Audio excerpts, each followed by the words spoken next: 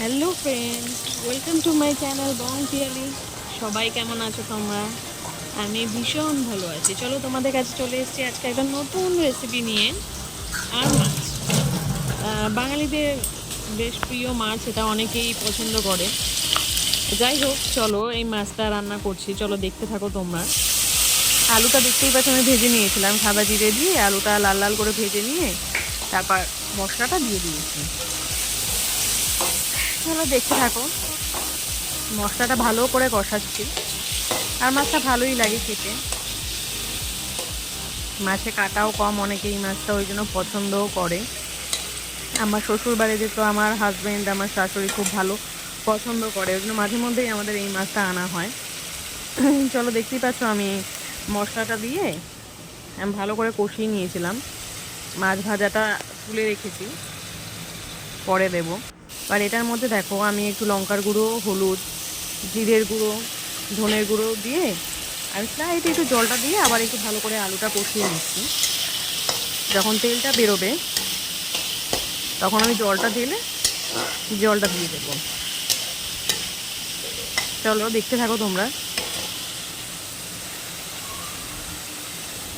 দেখো তেলটা বেরিয়েই এসছে, আমি আর একটু নাড়াচাড়া করব।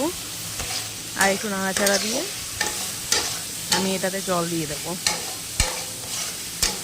দেখো আমি জলটা দিয়েছি, আমি ওটাই স্কিপ করে গেছি। দেখো জলটা দেওয়া হয়েছে, এরপর আমি একটা থালা দিয়ে ওপরে ঢেকে দেব।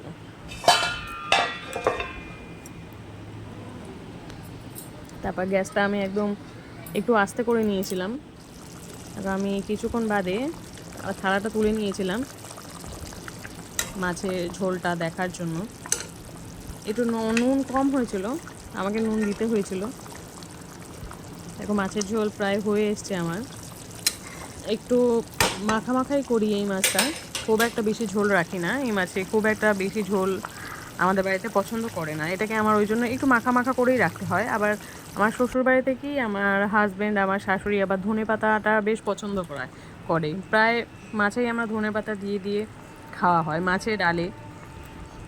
তো এটাতেও লাস্টে আমি একটু ধনে পাতা ছড়িয়ে দেবো।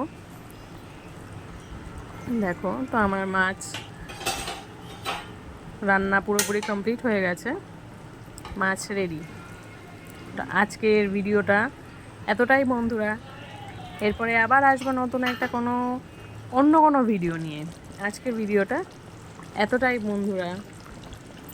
দেখো আমার মাছের ঝোল আমার পুরোপুরি কমপ্লিট হয়ে গেছে। কেমন লাগলো তোমাদের অবশ্যই জানিও, কমেন্টস করো। চলো আজকের ভিডিওটা এতটাই, ভালো লাগলে সাবস্ক্রাইব করতে কিন্তু ভুলো না। টাটা।